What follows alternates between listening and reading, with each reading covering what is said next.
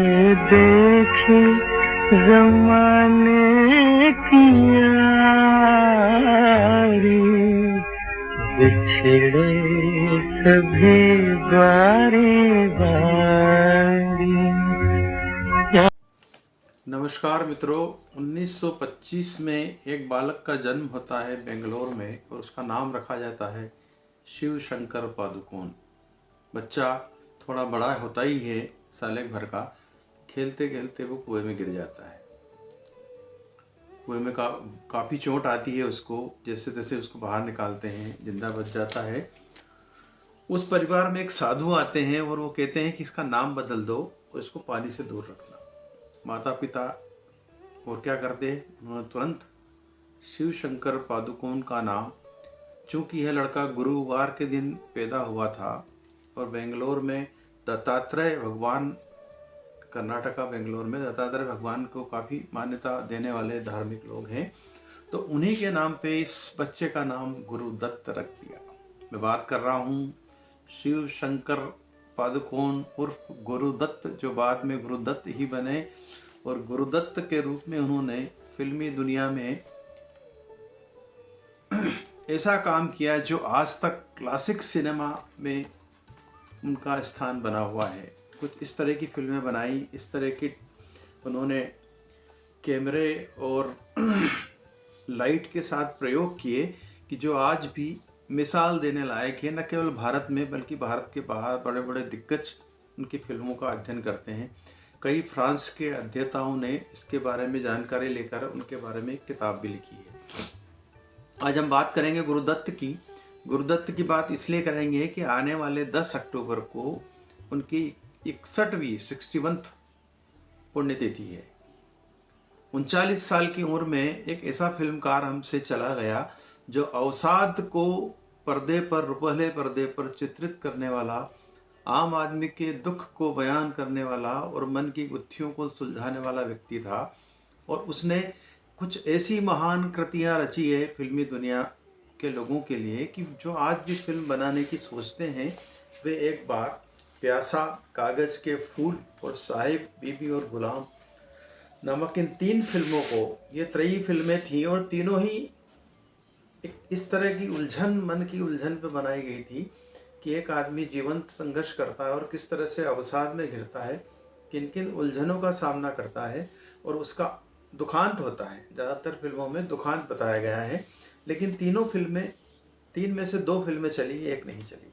जिस पर काफ़ी भरोसा था गुरुदत्त को, कागज़ के फूल पर, वो नहीं चली। और कुछ लोग तो कहते हैं कि वे इसी फिल्म के न चलने के कारण अवसाद में घिर गए थे। चलिए अब हम उनके प्रारंभिक जीवन की बात करते हैं। फिल्म की तो बात करेंगे ही करेंगे। 1925 में जन्मे और 5 साल की उम्र के आसपास इनका परिवार कलकत्ता चला गया। शिक्षा दीक्षा वहीं होने लगी। गुरुदत्त की माँ से उन्होंने मैट्रिक पास की। उनका मन इससे ज़्यादा पढ़ाई में आगे नहीं लगा। कलकत्ता का तब का माहौल बहुत ही सांस्कृतिक, साहित्यिक और कला के प्रति रुझान वाले लोगों के लिए एक अच्छे अवसर प्रदान करता था। कुछ इसी तरह की साहित्य को पढ़ करके, बंगाली साहित्य को पढ़ करके, बंगाली थिएटर को देख करके उनके मन में कला के प्रति आकर्षण जगा और वे और अधिक ज्ञान लेने के लिए अल्मोड़ा, आजकल उत्तराखंड है, पहले उत्तर प्रदेश में ही था, अल्मोड़ा चले गए। अल्मोड़ा में उदय शंकर अपनी एक नृत्य और सांस्कृतिक अकादमी चलाया करते थे। वहाँ रह करके उन्होंने शिक्षा दीक्षा ग्रहण करी, कला की। और आपको जानकर आश्चर्य होगा कि गुरुदत्त के जो साथ में वहाँ शिक्षा ले रहे थे, उनमें उदय शंकर के भाई रविशंकर थे, जोहरा सहगल थी, अकबर अली खां थे, बड़े बड़े दिग्गज लोग इनके साथ थे। तो कुछ इनकी संगत का भी प्रभाव पड़ा। शिक्षा ग्रहण करते करते उन्होंने सोचा कि अब आगे बढ़ा जाए और 1947 में वे पुणे आ गए। पुणे और बम्बई में तब फिल्म स्टूडियो का कल्चर था। तो पुणे में प्रभात स्टूडियो चला करता था, मुंबई में भी शांताराम अपना काम करते थे। साथ ही यहाँ पर एक और स्टूडियो था, बॉम्बे टाकीज के नाम से। ये इस तरह के स्टूडियो चला करते थे। तो प्रभात उन्होंने ज्वाइन कर लिया, उनको वहाँ पर असिस्टेंट डायरेक्टर की जगह मिल गई और फिल्मी दुनिया में वे एक तरह से यहाँ से उनकी एंट्री होती है। अब देखिए इसमें प्रभात तब उन दोनों एक फिल्म बना रहा था, हम दोनों एक हैं, और उसमें कॉस्ट किया गया था देवानंद को। पहली फिल्म थी देवानंद की ये, और देवानंद उस फिल्म में काम कर रहे थे और उसी दौरान सहायक निर्देशक गुरुदत्त की उनसे खासी दोस्ती हो गई।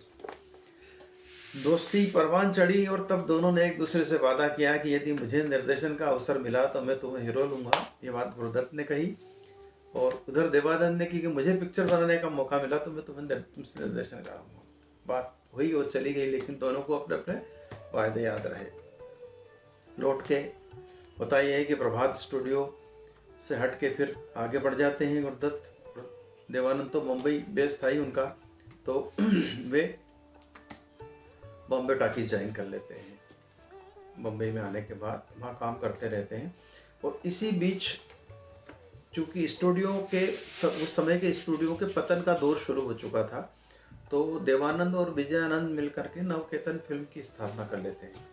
और नवकेतन फिल्म के तहत जब फिल्म बनने का नंबर आता है तो देवानंद को अपना वादा याद आता है, अपना मित्र याद आता है, तो वे गुरुदत्त से कहते हैं कि आप आइए और बाजी फिल्म का निर्देशन करिए। ये बात है 1950 की। बाजी फिल्म का निर्देशन गुरुदत्त के हाथ में आता है, तो न केवल बाजी के निर्देशन ही करते हैं, बाजी की पटकथा भी वे बलराज साहनी के साथ बैठकर लिखते हैं। इस तरह से सिलसिला शुरू होता है। बाजी फिल्म रिलीज होती है और सुपर डुपर हिट हो जाती है। इस फिल्म में देवानंद और गीता बाली दोनों हीरोइन थे। हीरो तो कॉस्ट किया था हीरो हीरोइन के रूप में।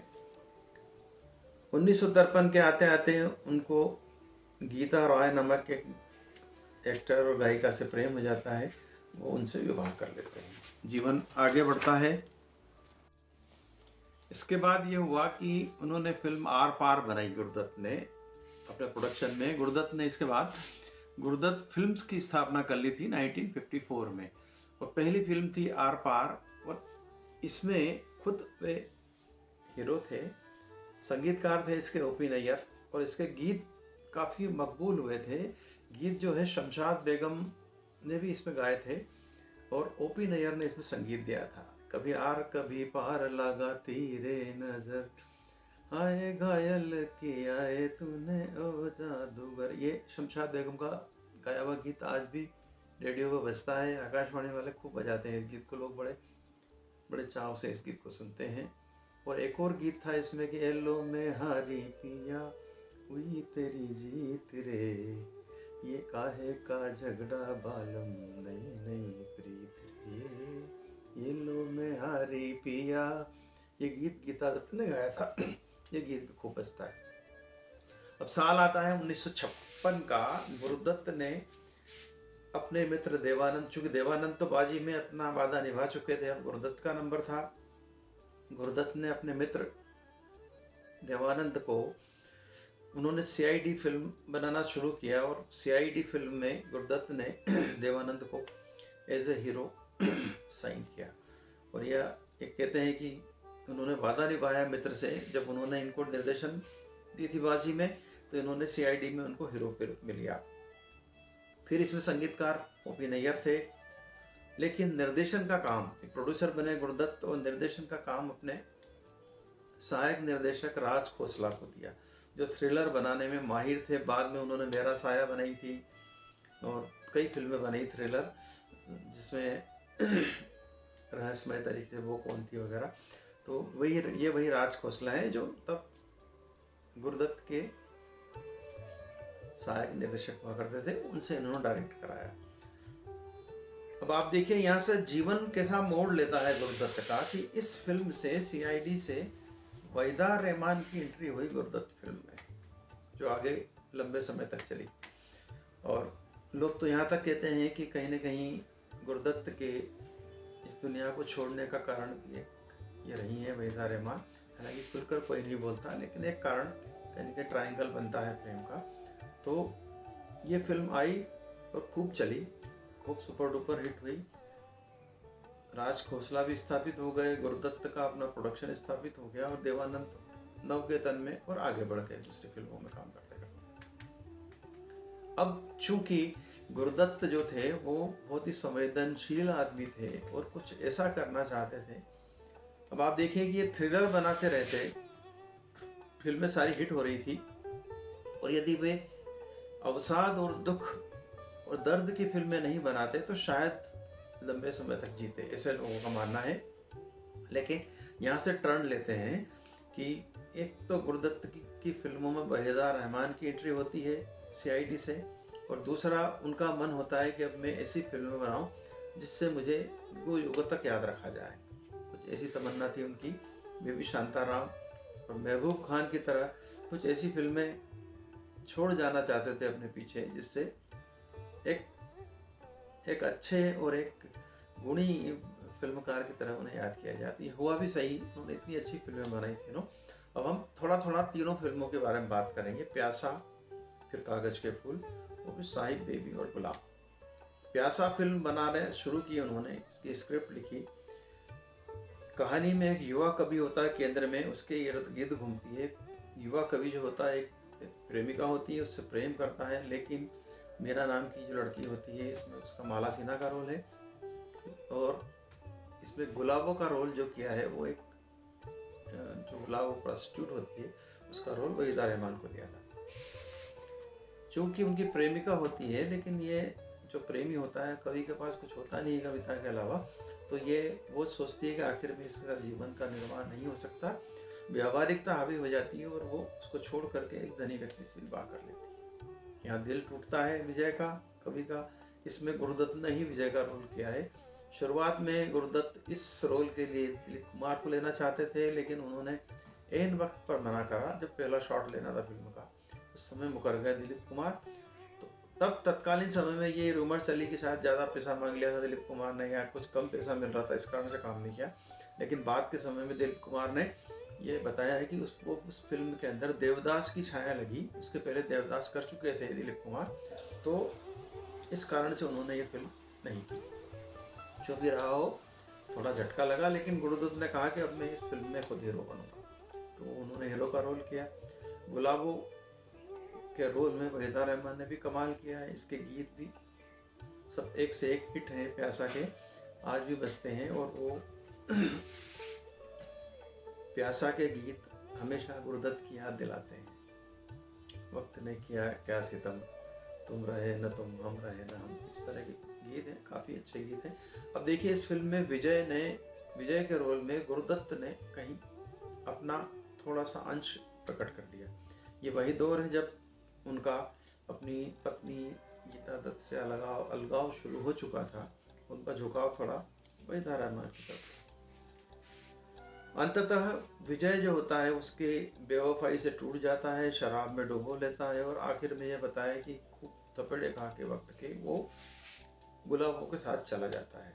प्यासा ही रह जाता है जीवन में वो, और आगे इस तरह से आगे बढ़ता है। इसमें किसी तरह का आत्मघात नहीं बताया, लेकिन एक तरह का सेट एंड ही कह सकते हैं आप इसको, कि उसको कहीं वापस अपनी प्रेमिका नहीं मिलती है। इस बीच बहुत सारे घटनाक्रम दिखाए। फिल्म चली, अच्छी चली और काफ़ी सुपर डुपर हिट रही। प्यासा जैसे ही खत्म हुई, वैसे ही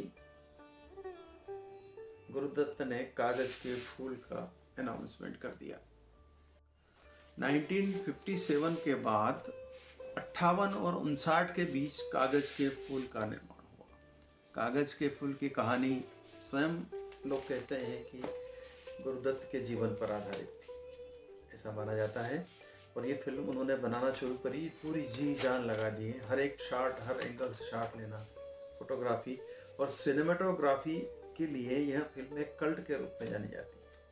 कागज के फूल की कहानी में वही भी ट्रायंगल था प्रेम का, कि सुरेश सिन्हा एक सफल निर्देशक लिया है इसमें उन्होंने हीरो को, और वो कई फिल्में बना रहा होता है, और एक से एक हिट देने के बाद जब एक फिल्म की शूटिंग कर रहा होता है तो अपने शूटिंग से संतुष्ट नहीं होता, उसका मन बड़ा विचलित रहता है, उथल पुथल होता है। अचानक एक शाम को बारिश में भीगती हुई एक लड़की शांति से उसकी मुलाकात हो जाती है।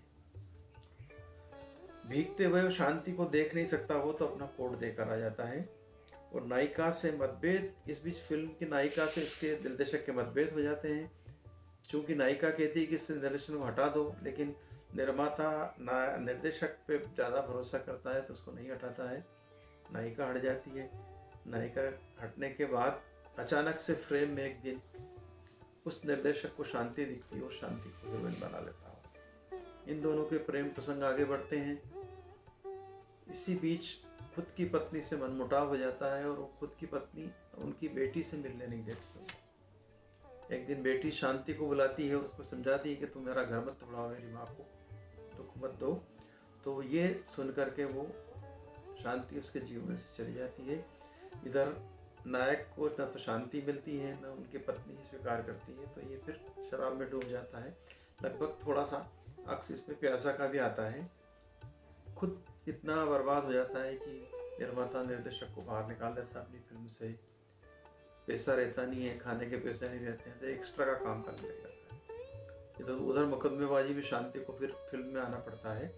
और जब एक दिन फिल्म की शूटिंग हो रही होती है तो स्वेटर पहने हुए निर्देशक को पहचान लेती है शांति, ये तो वही निर्देशक है। जब उसको लगता है निर्देशक को मैं पहचाना गया हूँ, एक्स्ट्रा का काम कर रहा हूँ, तो दूर से भागता है। वो भाग करके निर्देशक की कुर्सी में बैठ जाता है। और वहीं जब शांति उसको बात करने जाती है तो वो उसको मृत देह छोड़ देता है, मृत मिलता है। यहाँ आके एंड। दुकान था इस फिल्म का। लोगों को ये पसंद नहीं आई और इतनी अच्छी फिल्म पिट गई, बुरी तरह से फ्लॉप हो गई। बहुत घाटा हो गया गुरुदत्त को। और इस फिल्म के फ्लॉप होने से लोग ऐसा मानते हैं कि गुरुदत्त अवसाद में चले गए, उनका कॉन्फिडेंस हिल गया। और इसके बाद उन्होंने एक दो फिल्में बनाई लेकिन खुद निर्देशित नहीं।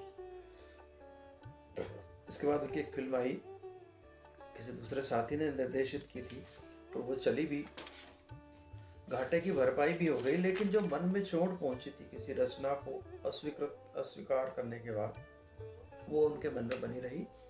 और बनी रहने के बाद उन्होंने साहब बीबी गुलाम बनाने की सोची, तो उसमें भी उन्होंने निर्देशन नहीं किया। अपने मित्र अबरार नाम के एक मित्र थे, उनको लिया और एक जोखिम लिया कि विमल मित्र के उपन्यास पर फिल्म बनाई जाए।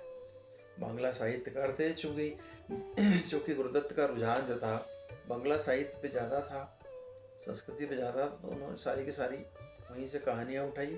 तो ये सच विमल मित्र से ही उन्होंने इसकी स्क्रिप्ट वगैरह भी लिखवाई। और इसमें अभिनय जो करवाया रहमान और वहीदा रहमान से करवाया था। इसमें कुमारी जैसे 3 लोग थे। तो संगीत जो दिलवाया उसमें हेमंत कुमार को दिलवाया था। बांग्ला का पुट बना रहे इसलिए। पिक्चर में कहानी मात्र इतनी सी थी कि एक साहब होते हैं, एक बीबी होती है और एक गुलाम होता है। तो साहब जो जमींदारी प्रथा बंगाल की है उसमें कोठे पर जाना, शराब पीना और अपनी पत्नी को हिकारत की नज़र से देखना, ये सब होता है। तो पत्नी अपने पति का प्रेम प्राप्त करने के लिए खुद शराब पीने लग जाती है और इतनी शराब पीती है कि वो अपने पति से भी आगे निकल जाती है। और अंततः उसका प्रेम उसको मिलता है लेकिन वो ज़्यादा समय चलता नहीं है। और इस तरह से साहब बीवी और गुलाम पिक्चर बनी। और पिक्चर बनने के बाद चूँकि इसका भी एक अस्वाभाविक अंत दिखाया गया था और एक कहा गया था, ये बताया गया था कि प्रतिव्रता स्त्री पर्दे पर शराब पीते दिखाई जाए, ये उस समय के उस काल के लिए बहुत विचित्र बात थी। लेकिन फिर भी उन्होंने कहा कि ये सफल हुई। और गुरुदत्त ने कहा कि जिन लोगों ने मेरी कागज के फूल को अस्वीकार कर दिया था, उनका इस फिल्म को स्वीकार करना उनके लिए एक आश्चर्यजनक था। प्यासा, कागज के फूल और साहब बीबी गुलाम की त्रयी हिंदी फिल्म इतिहास में आज भी मील का पत्थर है। 10 अक्टूबर को आने वाले समय में